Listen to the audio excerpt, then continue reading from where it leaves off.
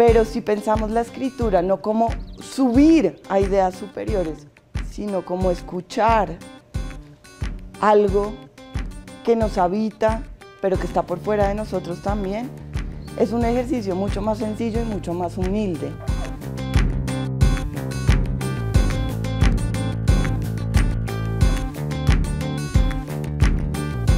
Es como una aproximación a la creación, al dejarse ir, a confiar, a validarse también, a validar la propia obra, y desde una humanidad que a veces creo que se pierde un poco en el proceso creativo.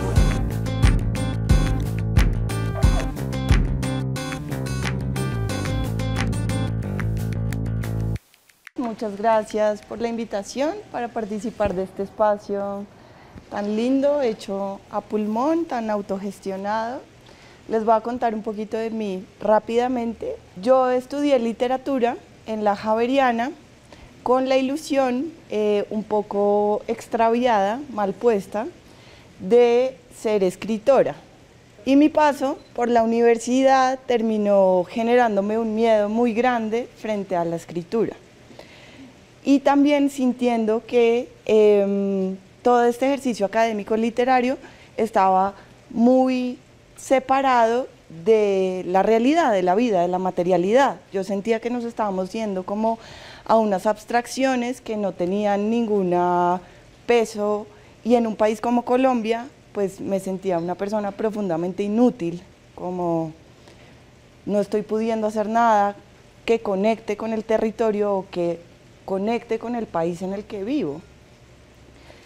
Y ahí, después de una crisis muy grande, fui a hacer un semestre social a Nariño, a Pasto, con Sarita, y nos empezamos a comunicar con comunidades campesinas, indígenas, y ahí empezó un largo camino, que fueron 10 años, más o menos, donde trabajé en distintos proyectos de promoción de lectura y de escritura en distintos lugares del país. Y eso fue hermoso porque, si bien la escritura había quedado como un sueño roto, en el último cajón del inconsciente, totalmente escondida, había encontrado otra fuerza creativa para participar y poder conectar con las personas a través de los libros, y que los libros volvieran a tener un sentido como vivo en el intercambio real con el otro. Después, con eso también tuve una gran crisis, renuncié y me fui a vivir a Argentina detrás de un amor. Y en ese salto al vacío me vi obligada a reinventarme, no sabía qué hacer con mi vida. Recordé que en algún momento en la infancia había querido escribir y me metí a una maestría de escritura creativa para hacer amigos. Yo decía, pues me voy a meter a esto para hacer amigos, porque no sabía con quién hablar, y fue una apertura maravillosa que me permitió volver a escribir. En ese proceso, en mi tesis, escribí un libro de cuentos que se llama Sofoco, que abordaba de manera ficcional, o sea, eran personajes ficcionales pero rurales, que estaban atravesados por el conflicto, pero no es un libro realmente sobre la guerra, bala, sangre, sino que tiene que ver con la esperanza o con la resistencia de ciertos personajes rurales. Bueno, terminé eso y yo dije, bueno, esto no está tan mal, no está tan feo. Lo envié a un concurso, al concurso nacional de narrativa Elisa Mujica, me gané ese concurso y me cambió la vida. O sea, a partir de ahí se empezaron a abrir un montón de espacios como este que me trae ahora a hablar con ustedes. Entonces les quiero contar cómo hice yo para aceptar, que es nuestro tema, para aceptar las fuerzas creativas y para un poco para exorcizar todo ese miedo y para poder volver a darme voz a mí misma. Tuve que pelear con un montón de estructuras que había aprendido en la universidad para sentirme una persona válida y para sentirme alguien que podía hablar podía crear. Yo tenía una profesora que amé mucho en la maestría, María Negroni, poeta. Les voy a hablar mucho de literatura porque es lo que yo sé, pero yo creo que les va a servir en su proceso creativo. y ella decía que la poesía es un monstruo de dos cabezas. Por un lado, para escribir poesía es necesario un pensamiento racional, porque el lenguaje es una estructura lineal, organizada, lógica, y esa sería una de las cabezas, la cabeza racional, pero la poesía también se alimenta de una cabeza irracional o intuitiva o inconsciente. Y esa cabeza intuitiva nos da un poco de miedo porque ella trabaja sobre lo que no es determinado, juega, apunta al misterio, porque si ustedes han visto la poesía apunta a lo que no puede ser dicho, ¿no? Apunta a aquello que la palabra no puede capturar, y eso sería como el lugar del no saber. No sé por qué estoy escribiendo esto, no sé para qué, no sé esto hacia dónde va. Esa es como la cabeza intuitiva de la poesía. Y por otro lado, también necesitamos una cabeza que organice, si estamos escribiendo un cuento, que estructure, bueno, cuáles son los personajes, hacia dónde voy, cuáles son mis preguntas. Pero ¿qué ha pasado con esas dos cabezas? O sobre todo en la escritura. En la escuela, en el colegio, hay un gran énfasis en que hay buena y mala escritura. O sea, cuando aprendemos a escribir nos dicen eso está mal, esa frase le quedó mal hecha, yo no sé qué. Y también pasa una cosa en el colegio que es muy triste, y es que aquello que era placentero, nos leían cuentos por placer, nos leían rondas por placer, nos leían poemas por placer, empieza a ser cobrado. Entonces en algún momento la maestra empieza a decirnos, ¿pero qué entendió? ¿Pero cuál es el personaje principal? ¿Pero por qué? Haga el resumen. Entonces empezamos a aprender que el disfrute del lenguaje es una cosa transaccional, por la que debemos pagar. Esa es la primera cosa que nos empieza a leccionar sobre nuestra propia escritura, y empezamos a sentir que está mal. Nos van a hacer un examen. Pero luego, si ustedes tienen la experiencia de pasar por una academia de literatura, pasan cosas peores. O sea, los van a leccionar de una manera mucho más terrible. Y les van a decir, si ustedes googlean los mejores libros de la literatura mundial, los 10 libros que hay que leer antes de morir, les van a aparecer unos señores europeos blancos que son el canon. Borges, Dostoyevsky, Proust, bla, ¿cierto? Cervantes. Y nos empiezan a decir como estudiantes de literatura que hay una jerarquía de buena y mala literatura, ¿no? Pero eso se empieza a parecer más como una iglesia. Yo estaba oyendo el otro día a Beatriz Arlo, que es una crítica literaria argentina, que ella hablaba de la consagración de los autores, ¿no? Entonces esta cosa de la iglesia, de esta cosa jerárquica donde hay unos seres intocables, maravillosos, del canon de la literatura mundial, lo que empieza a hacer es que leamos de una manera reverencial. Es una iglesia, la literatura es una iglesia. Entonces vamos a reverenciar estas maravillosas obras, y toda la lectura que hacemos es por qué es tan maravilloso, por qué funciona tanto. Y ahí aparece también el mito de la originalidad, ¿no? Solo gente superior pudo bajar esta energía superior y crear estas obras. Entonces un poco el mensaje que te dan como estudiante de literatura es: todo ya fue escrito, cállate, ¿qué vas a hacer tú? ¿Tú quién eres? Frente a este templo maravilloso. Además, ¿quién eres tú? Una mujer de 20 años en un país latinoamericano. Nadie. Pero hay que recordar que todo lo que ahora está en esa iglesia, en ese templo de grandes escritores, en su momento, todo lo que ahora es central, en su momento fue marginal, ¿no? Un ejemplo es Rimbaud, que ahora es como, el gran exponente de la poesía francesa, un loco, o sea, en realidad un loco. O el Quijote, qué maravillosa obra, yo no sé qué, un loco flaco con otro loco más gordito, borrachos, vomitándose el uno al otro encima. Eso es Don Quijote, ¿no? O sea, pasa en realidad. Se toman un bebedizo y se vomitan el uno en la boca del otro. Entonces, todo lo que ahora es central en la literatura fue en su momento marginal y disruptivo, pero también la manera en la que las cosas pasan a ser centrales o entran en una jerarquía tienen que ver con el poder y tienen que ver con el contexto y tienen que ver con un grupo social que dice esto es buen gusto, esto es buena literatura, y van generando como unos sistemas donde eso se reproduce. Eso que estaba en las márgenes pasa a ser central.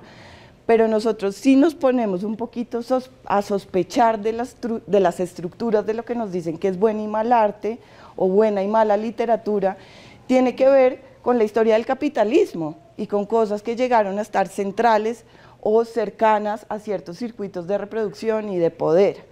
Entonces, yo tuve que hacer todo esto para darme permiso a mí escribir, como, ¿qué va? Esto no o lo voy a desarmar dentro de mí y me voy a dar cuenta que aquí están operando unas estructuras de poder que me dicen que esto es lo que es maravilloso. Pero entonces, ¿qué pasa con todo este adoctrinamiento que nos hace la escuela o la cultura? Porque así ustedes no hayan estudiado literatura, supongo que si yo los pongo a escribir acá, van a decir, yo escribo horrible, esto es inmundo, yo no soy escritor, esto es lo peor. Y eso tiene que ver con que está muy difundida la idea de que la posibilidad de la expresión literaria es para unos pocos y nosotros nos vamos a sentir por fuera de esos pocos que pueden participar del discurso literario. Entonces, todo ese adoctrinamiento que ha hecho, que es el lado racional que sí necesitamos para escribir, porque sí necesitamos un lado que organice más o menos, porque si nos vamos solo por el lado inconsciente, pues es muy amorfo, necesitamos que venga la racionalidad y lo organice. Esa racionalidad que sí nos podría servir se vuelve la policía interior. Y esa policía interior que nos habita y que hemos interiorizado de una manera profunda nos va a decir, digamos, las cosas que me decía a mí, que aún me dice, mi policía interior es, no tienes nada para decir, como si la literatura fuera decir algo, esto es inmundo, bórralo inmediatamente, nadie puede verlo, ¿quién eres tú para escribir? ¿Quién te crees? Y creo que gran parte, una cosa que no nos dicen, pero creo que gran parte del ejercicio creativo es aprender a lidiar con esa policía interior y darle un lugar adentro, que es una cosa muy difícil. Entonces, bueno, ¿qué hacemos con eso? Hay una cita apócrifa que dicen que Hemingway dijo, pero no se ha confirmado, y él decía, escribe borracho, edita sobrio. No les estoy diciendo esto, pero me parece interesante. Igual me parece muy macho y muy esa mirada del artista autodestructivo del siglo XX, que no.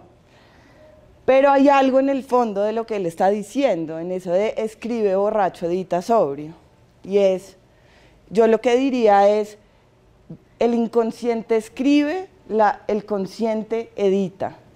Pero si tú le empiezas a decir al consciente, bueno, tú vas a editar este texto, pero después déjame a mí entrar en contacto con las fuerzas del inconsciente y que la cosa salga, vomitarla y luego dejar que entre la policía a darle forma. Pero a veces lo tenemos tan interiorizado que en la misma frase ya está entrando el editor. Entonces uno dice, el jardín era ver, uy, qué porquería, no. El jardín a la mañana, no.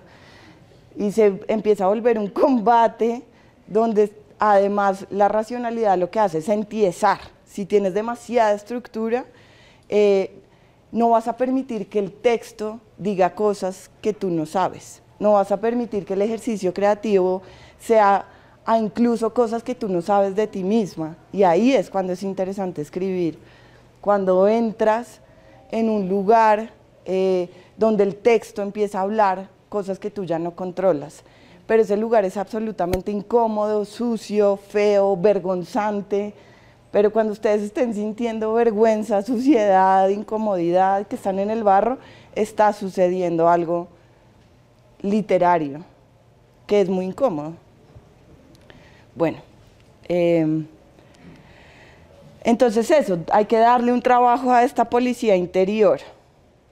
Y en este proceso hay que aceptar perder el control de la obra y perder el control de lo que va a pasar con la obra, que son dos policías que te están vigilando todo el tiempo, ¿no? Por un lado, que esto es inmundo, que ñerada, que estás haciendo, en el quehacer, pero hay mucho miedo de qué va a pasar con lo que creamos. Y simplemente no lo podemos controlar. No podemos controlar dónde va a llegar este texto, de qué manera va a ser leído, de qué manera va a interpelar al otro, si va a ser editado o no, si va a ser publicado o no. Pero todas esas preguntas de tratar de controlar lo que va a pasar con la creación propia es una ridiculez, pero nos detiene un montón. Yo ahorita estoy en esa. Entonces, en este perder el control de la obra, les quería hablar de Fabián Casas, que es un poeta argentino que me gusta mucho, que él tiene un concepto que es la voz extraña. Y la voz extraña también me hace pensar en un poema de Rimbaud, muy famoso, donde dice, yo es otro. Y es que creo que cuando dejamos hablar al inconsciente o a las otras fuerzas, empezamos a dejar hablar a través de nosotros algo que nos excede en nuestra pequeñísima idea de identidad propia. Empieza a hablar el inconsciente colectivo, la memoria, la colectividad o la voz extraña. Entonces, ¿qué es la voz extraña? La voz extraña, uno nace e inmediatamente es arrullado o conmovido por la voz de nuestros mayores, por la voz cansada de los locutores de televisión y la voz matutina de nuestros maestros.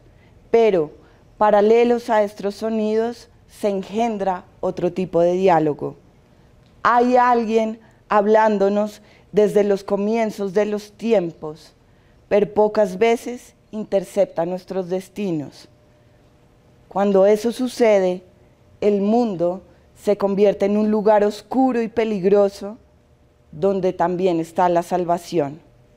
A esto lo voy a llamar la voz extraña. No se le puede definir, pero se le reconoce. Tiene las características de la poesía y a veces se la puede aislar del cuchicheo incesante de nuestro ego. Hay alguien hablándonos desde el comienzo de los tiempos, me parece hermoso. Hay una voz que nos excede a nuestra idea. Y también me parece hermoso esta idea de que cuando la voz extraña intercepta nuestros destinos, todo se vuelve oscuro y peligroso, porque el ejercicio creativo puede ser oscuro y peligroso. Podemos descubrir cosas que no queríamos descubrir, pero también es un ejercicio de salvación. Podemos reinventar las narraciones donde siempre somos la víctima, mi papá me pegaba. De manera, acá sigue hablando, este ensayo se llama La voz extraña, de Fabián Casas, lo pueden encontrar en internet. Dice, esto me encanta, de manera que esos textos que parecen tan redondos, tan buenos, son en realidad falsos, amigos.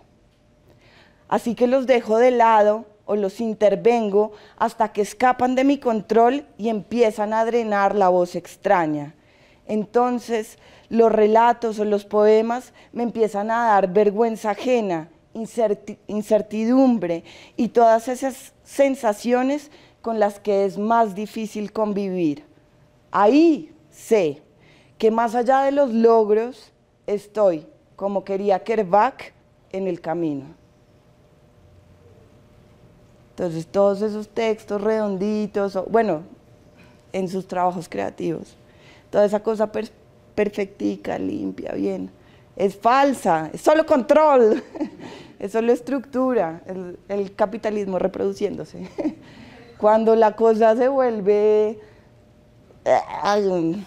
fea, incómoda, nos da vergüenza, ahí estamos dejando que la voz extraña nos atraviese, nos rompa, y eso da mucho miedo. Pero pasa algo. Y sigue Fabián Casas, perdón, pero es que me gusta mucho. De manera que encontrarse con la voz extraña no es como respirar, sino como ser respirado. No la podemos llamar, pero sí podemos propiciarla vaciando nuestro canal. ¿Cómo se hace esto? Bajando el ego hasta el mínimo, liberándonos de los apegos que nos esclavizan y volviéndonos accesibles. Hay que buscar el equilibrio, no la inteligencia, y todo esto se logra con disciplina. Sé que estas palabras suenan a basura de autoayuda, pero no puedo expresarme mejor y les pido disculpas. Esto dice en el ensayo. Me encanta esto de buscar la voz extraña, no es como respirar, sino como ser respirado. Me parece una imagen súper bonita. Entonces, si la escritura es la voz extraña, es entrar en contacto con una voz que nos excede, entonces escribir es escuchar. Y eso es una mirada súper liberadora, porque tenemos una idea de que escribir es decir cosas súper inteligentes y yo soy súper inteligente. Y cuando alguien te dice sé inteligente, inmediatamente frente a un papel te vuelves la persona más estúpida de la tierra. Empiezas a decir lugares comunes o no estás siendo inteligente.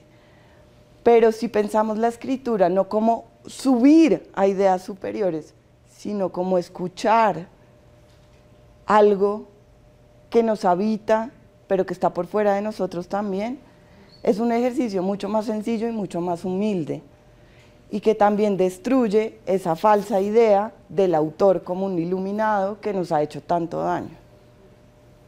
Porque cualquiera puede escuchar y participar de la palabra. La palabra es una cosa humana, colectiva, pero nos ha hecho mucho daño el capitalismo con sus jerarquías de gente que sí puede y gente que no puede, ¿no? Gente que sí puede acceder. Entonces ese escuchar es aceptar lo otro, el otro que habita en mí, ese que me es extraño, pero también lo otro que me excede.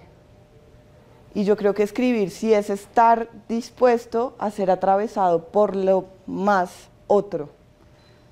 Y en ese sentido es un ejercicio que rompe con la idea de autoría, que es como lo que más se hace, ¿no? El autor es genial, ella es maravillosa, ella cómo logró escribir ese libro.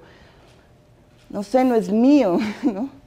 Me dejé atravesar por los personajes, me dejé atravesar por las historias, me dejé atravesar por unos otros. Y yo por eso creo que la creatividad es una fuerza absolutamente anticapitalista, pero nos dicen, no, solo una gente puede, para seguir manteniéndonos no creativos, para vender y explotar la obra de los que sí hacen, porque si todos estuviéramos en un ejercicio de dejarnos atravesar e imaginar otros mundos posibles, pues este sistema se cae más rápido. Entonces todo eso del autor, una mentira, creo yo, y creo que hace mucho daño creérselo, porque te entiesa también, no te permite dejar que tu cuerpo sea atravesado por lo extraño. Y si la creatividad es un salto a lo otro, pues tiene que ver mucho con el deseo casi que sexual. O sea, uno desea, no sé si les ha pasado, pero es más fácil que uno desee a un otro desconocido, misterioso, que a su pareja con la que lleva 20 años en pijama todos los días. No sé, porque se desea lo otro. Y si la creatividad es un abrirse a lo otro, por un lado nos da muchísimo deseo y emoción, casi que pulsión de líbido sexual, pero por otro lado no hay nada más miedoso que lo otro. Entonces, ¡buah!, le tememos a lo otro. Tenemos una relación con la escritura o con lo creativo que es de deseo sexual, pero de profundo temor, porque dejarse atravesar por lo otro es ser modificado, ser transformado. Lo sabe cualquier persona que se enamoró. Da miedo como nada en el mundo, porque ese otro te va a modificar, lo vas a dejar entrar en ti, y para las mujeres sí que es más literal. Entonces ahí estamos con ese miedo. Me estoy demorando muchísimo, ¿estoy bien? Ese miedo, además, como de ser atravesado por lo otro, para las mujeres es aún peor, para nosotras, porque, pues nada, muy recientemente estamos teniendo derechos básicos como derecho a la propiedad, derecho al divorcio, derechos muy básicos, o sea, esto es 2 generaciones atrás, eso es nada en un tiempo occidental. ¿Y qué ha pasado con las mujeres creativas o con las mujeres escritoras? Entonces Virginia Woolf, hace más de 100 años, escribía un libro que se llama La habitación propia, y en ese libro ella decía, voy a buscar dónde están mis ancestras escritoras. Y decía lo siguiente: cada vez que una lee de una bruja tirada al agua, de una mujer poseída por los demonios, de una curandera vendiendo hierbas y aún de la madre de un hombre célebre, pienso que estamos en la pista de una novelista, una poeta abortada. Me atrevo a adivinar que Anónimo, que escribió tantos poemas, era a menudo una mujer. Entonces, ahí se le suma otro miedo que tenemos, y es que literalmente las poetas terminaron en psiquiátricos o en la hoguera. Y yo creo que uno sí carga, como si cargamos el inconsciente colectivo, si cargamos un temor a la locura, a lo otro, a abrirnos a lo indeterminado, al misterio, pero vale la pena. Y para eso les quiero hablar de Gloria Anzaldúa, una poeta chicana. Ella decía, tiene una carta que se llama Carta a las mujeres, a escritoras tercermundistas, y ella dice en esa carta: escribo porque tengo miedo a escribir, pero tengo más miedo a no escribir.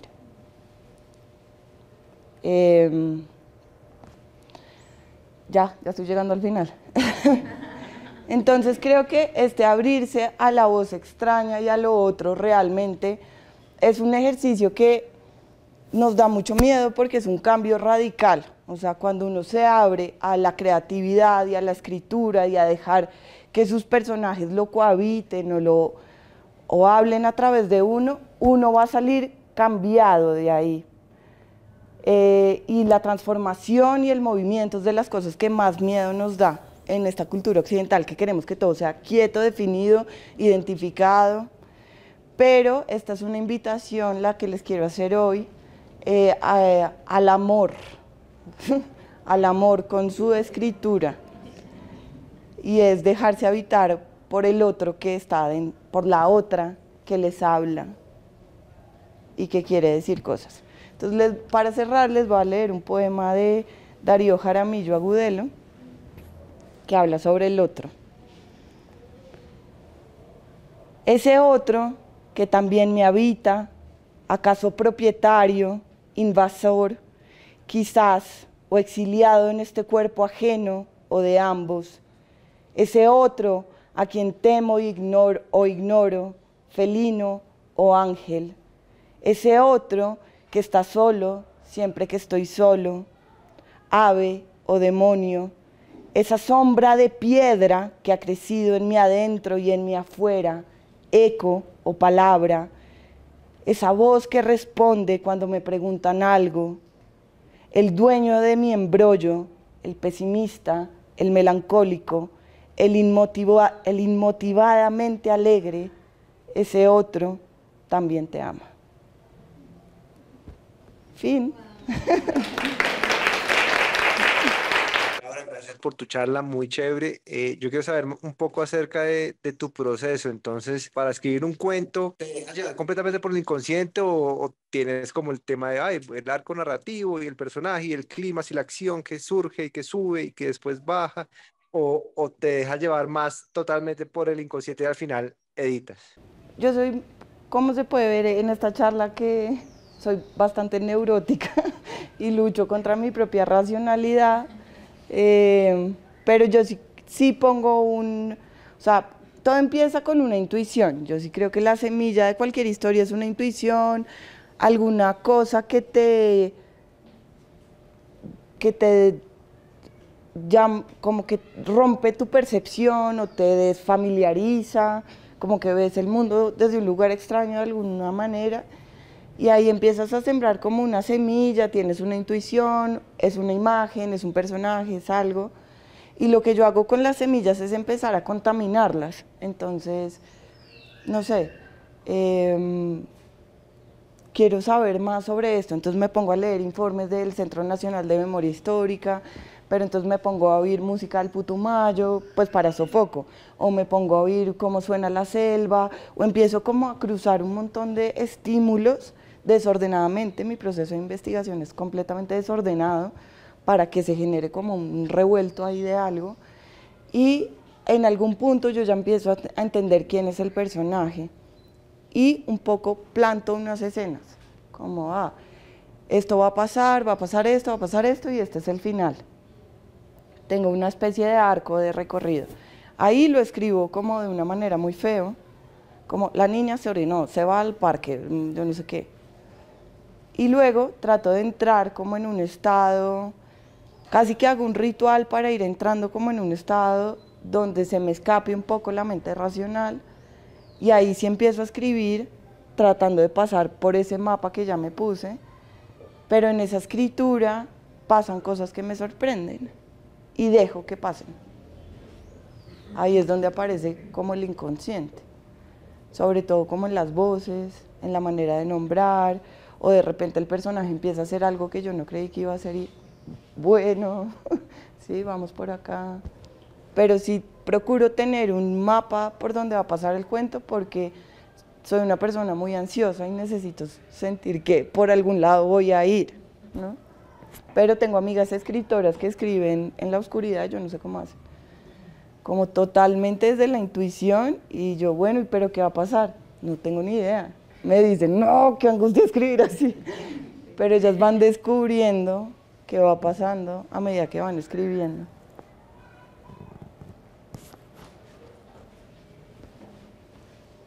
Hola, Laura.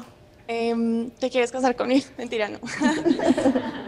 Te quería preguntar por uno de tus cuentos que más me gustó del libro, que se llama El Señorito, Corazón de Señorito, algo así, que habla mucho de eso que dijiste ahorita del deseo y el miedo, que me pareció como magistral, como cambia, o sea, como navegas en la narración de ese cuento, y quisiera preguntarte más por cómo, por qué lo escribiste, cómo fue ese proceso creativo de ese cuento. Gracias. Pues muchos de estos cuentos, como les decía, fue mi tesis de maestría, entonces surgieron de cosas propuestas por profesores en clase, que yo creo que es una muy buena manera de empezar a escribir, y es con disparadores aleatorios, con un ejercicio que te pone alguien más, porque ahí todo el ego, toda la expectativa, toda la racionalidad, como que tú estás, ay, yo estoy jugando. Y esto fue un profesor que nos dio unas cartas de lotería, y a mí me tocó el corazón y el señorito. Y él dijo, bueno, armen un cuento con esto. Y yo, pues que como algo de amor. Y luego me acuerdo que era un invierno muy fuerte en Buenos Aires, y en mi casa estaban haciendo una obra, y una amiga caleña me dijo, ven a escribir a mi casa que yo no estoy. Y fui a su casa y entraba el sol, y puse salsa, y me acordé de Cali, y yo dije, esto es una historia de amor en Cali, sí. Y ahí se empezó a aparecer la historia. Y luego, en ese momento también mi hermana estaba teniendo unos problemas como amorosos, en los que yo estaba pensando mucho, y estaba pensando mucho en ese contraste entre el deseo inicial y el fin del amor, ¿no? Cómo le puede pasar a uno cosas tan poderosas y tan horribles con la misma persona. Y dije, bueno, y si salta en el tiempo, si está en la primera noche, en la felicidad y luego en la mierda, con el otro. Y así surgió, pero todo como desde un juego, que si te interesa escribir, está chévere para hackear el policía interior, escribir con juegos.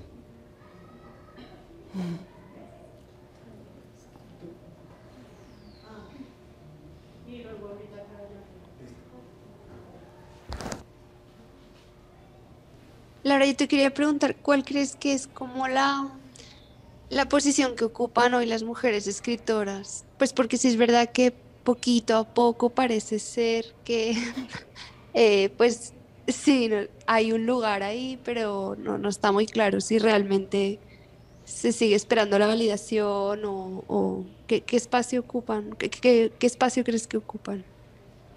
Pues yo creo que está pasando algo súper interesante,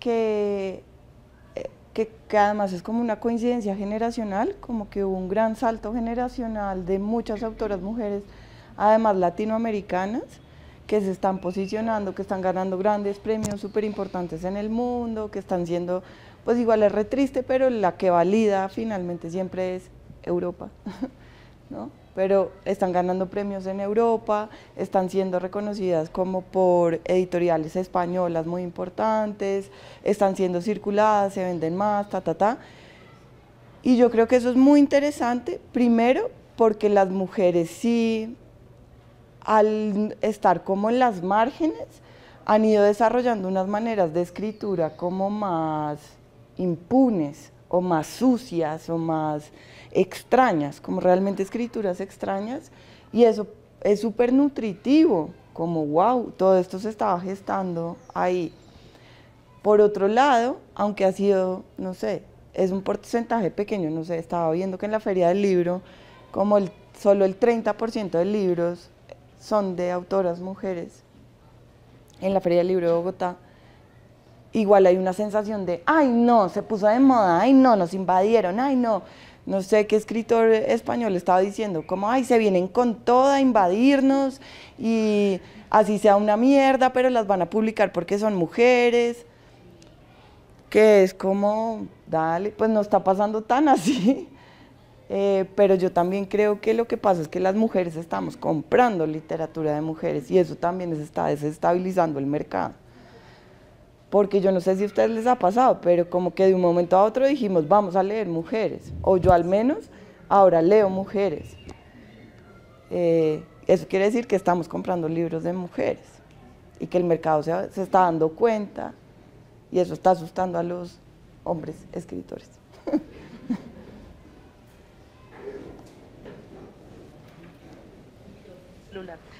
Sí, es una pregunta muy similar a la que tenía yo. ¿Qué mujeres nos recomiendas? ¿Qué mujeres, dices tú, tenemos que leerlas, colombianas y latinoamericanas? Y te iba a preguntar si tú solo escribes no ficción o también escribes, porque estoy, un artículo que no es de ficción, es de maternidades feministas, y me la pienso y me la pienso, hice ayer lo que tú dijiste de como, ¡buah! Pero pues esto lo van a leer mis hijos. Entonces, como qué recomendación me darías, porque esto no es no ficción, es un artículo para publicar en una revista. He escrito las dos cosas, he escrito no ficción y he escrito ficción, pero hay un escritor que me gusta mucho, Pedro Mairal, que él dice que hay que escribir como si la familia estuviera muerta, que no hay otra manera. Y yo sí creo, cuando yo me siento a escribir, pienso eso, como si voy a escribir sobre mi familia, pues no vas a quedar bien con todo, o sea, ¿cómo? Ahí sí te sale el texto más tieso, bien pensante y niña juiciosa de la historia. Ay, yo amo a mis hijos, la maternidad es difícil, pero los amo, fin. No sé. Como si quieres ir al fondo de la cosa, te toca ir a la honestidad brutal contigo misma también. Puede que sea, o piénsalo, otra cosa liberadora que yo pienso es como, esto no lo va a leer nadie. Y ahí, y luego puede que, ay no, esto ya me quedó muy fuerte, quitas unas frases, pero necesitas decir, o decirlo todo o no digas nada. Bótate, o sea, como si tus hijos no existieran. Además uno cree que uno es súper cruel, mucho más cruel de lo que es. Me ha pasado como que la gente es como, ay mira este cuento tan cruel con mi papá, y es como, marica, estás hablando desde el abandono, pero desde el amor, acá no hay crueldad.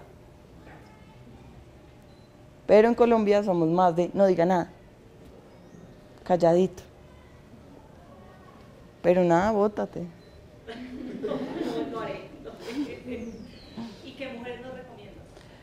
Colombianas, pues me gusta mucho Vanessa Londoño, me parece una narradora muy chévere. Gloria Susana Esquivel también me parece una narradora chévere. Espérate, no, es que se me empieza a olvidar, no.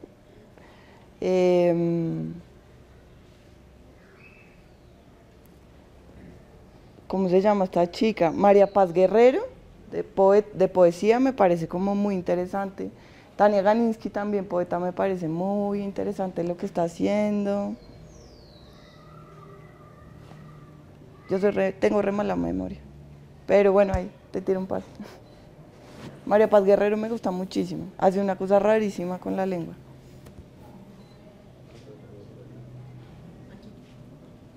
En ese proceso creativo, ya cuando vas terminando, que tú dices, bueno, ya va a llegar, y llegas y es como, ¡tin! Aquí fue, aquí se acabó.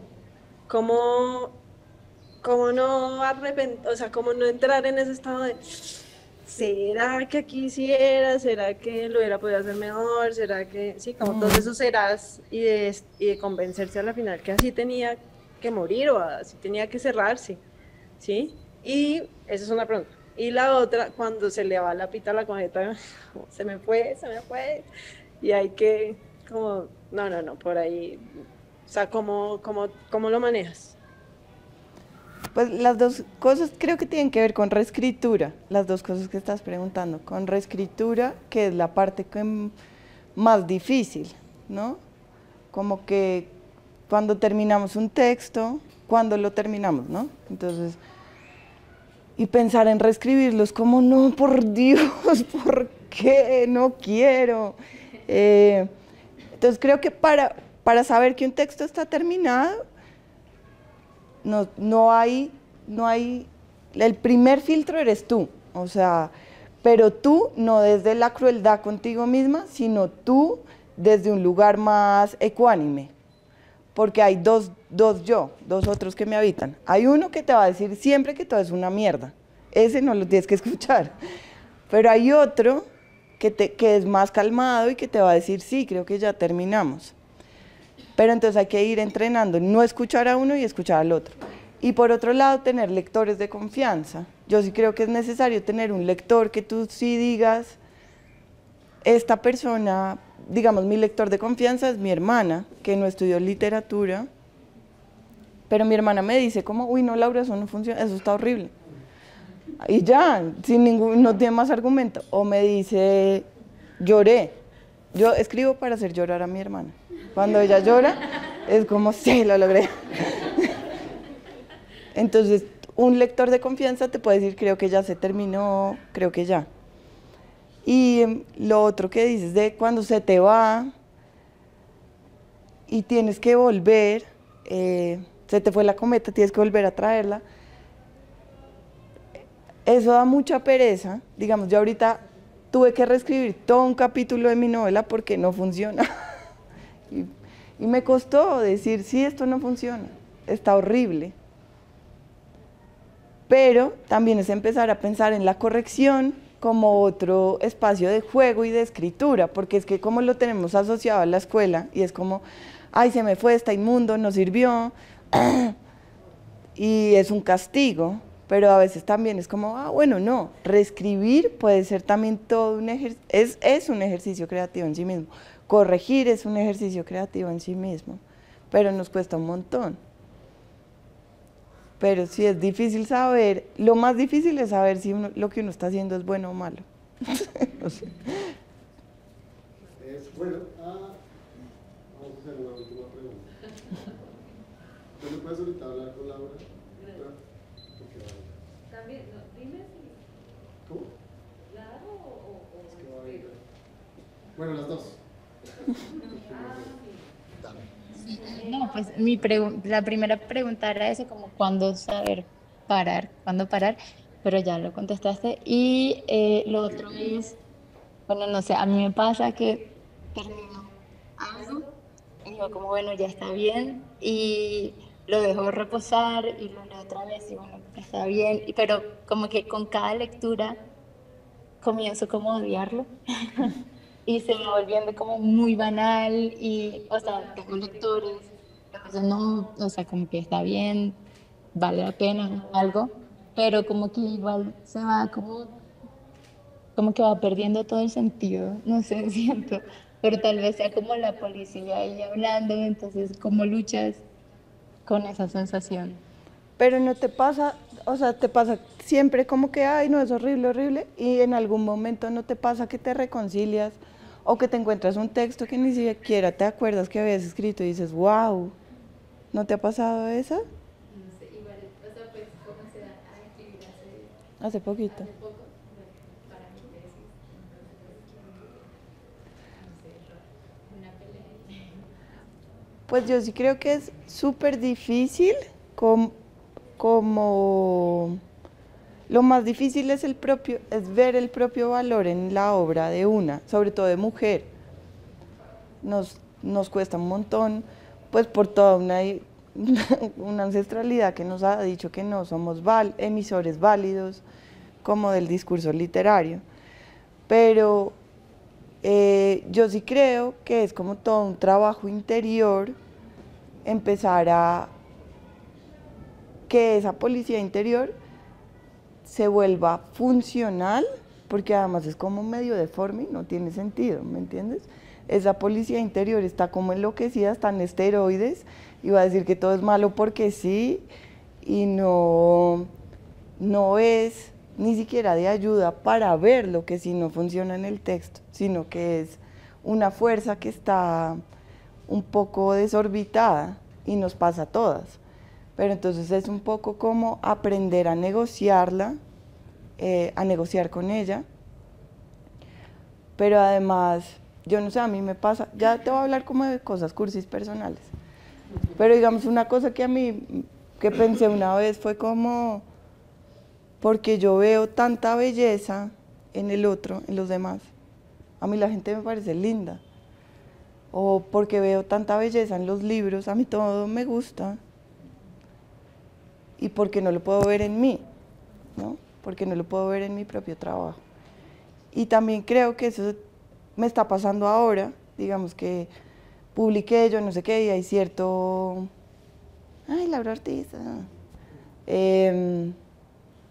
yo me reasusté, estoy escribiendo un nuevo libro, pero ya fue como a defensiva y me di cuenta que estaba escribiendo defendiéndome de unos lectores que me iban a venir a decir, eso es inmundo, usted es una bruta, ¿qué hace? Además estoy escribiendo de un país que no es mi país, bueno. Y estaba así como súper conflictuada. Y el otro día me puse a pensar como, ¿quiénes son los lectores? Los lectores son gente re tierna, gente que quiere ser atravesada por historias, la gente lee por placer, la gente no lee para decir, ¡ay, malísimo! O sea, muy poca gente lee así, ¿me entiendes? Uno lee con la disposición de ser atravesado por el otro. Entonces dije, si los lectores son una nota, ¿yo por qué me estoy defendiendo de los lectores? Y pensé que la escritura es un acto de generosidad. O sea, yo me estoy dejando atravesar por algo que ni sé ni puedo controlar muy bien para que eso habite en el otro también. No me pertenece, no soy yo. También creo que mucha de esa inseguridad y cosa que nos da es porque nos da mucha vergüenza ser quien somos y nos da mucha vergüenza ser juzgados por nuestra obra, pero hay que pensar que la obra igual no se excede, o sea, es otra cosa. Y, perdón, me estoy alargando muchísimo, pero es que me acordé, hay un poeta que se llama Edward Hirsch, que una vez fue a la maestría, y él dijo una cosa súper chévere. Él dijo como yo era un muchacho judío deprimido en Nueva York, y leí un poema de un místico del siglo XVI, católico, y de repente sentí como este señor está hablándome a mí. Y hay algo de absoluta generosidad de lo que nos dan los libros. Yo no sé si a ustedes les ha pasado cuando, puta, lo puso en palabras. Esto tan indecible, tan innombrable que no puedo decir, lo dijo. Y él decía, en ese gesto hay una generosidad enorme de ese monje del siglo XVI que organizó su dolor en palabras y luchó contra el lenguaje para darle nombre a mi dolor y lo tiró como una botella al mar, y ahora yo, un muchacho judío en Nueva York, siento un alivio y una conexión a través del tiempo. Entonces creo que si pensamos nuestro ejercicio creativo como generosidad con el otro, se nos mueve un poco más, deja de ser tan importante los miedos que tenemos con respecto a nuestra identidad, porque es un ejercicio de entrega de humano a humano, darle forma con las palabras a lo indecible o a lo innombrable. Entonces piénsalo así, estás haciendo un ejercicio generoso. Yo no sé mucho de ese tema, no sé nada de ese tema, pero ¿qué pasa con esa parte de la editorial, ya esa cosa práctica, que es otra voz que tiene que, o no, no otra voz, sino alguien que tiene que leerte? ¿Cómo es la relación con eso? Pues es que, digamos que yo no tenía mucha experiencia, porque yo me gané un concurso y fue como, ay, la publicamos, fan. Entonces no tuve una editora. Ahorita sí estoy teniendo una editora, pero pues yo creo que depende mucho de la editorial, o sea, del mercado, hay de todo. Hay editoriales independientes, hay mega multinacionales, hay editores de editores, pero yo como que tengo mucha suerte y mi editora es una poeta que es muy sensible y que está entendiendo lo que yo quiero hacer, y yo todo el tiempo le digo, esto es muy raro, esto no, nadie lo va a leer, esto no se entiende, esto no se va a vender, y lo que ella me dice es como, ay, pues estamos robando a los españoles. ¿Cómo? No importa, haz tu libro, haz el libro que tú quieres hacer. Pero supongo que, es que no tengo muchísima trayectoria para decirte, pero sí es un negocio, es un mercado, tiene implicaciones de mercado, de negocio, y cuando empiezas a pensar que tu obra va a ser vendida y todo eso, ya entran otras cosas que... ¿Y tú la escribiste sin pensar, sin editor, sino tú sí, sola? Yo sola, sí. Luego se ganó ese concurso que fue como una suerte así, no sé.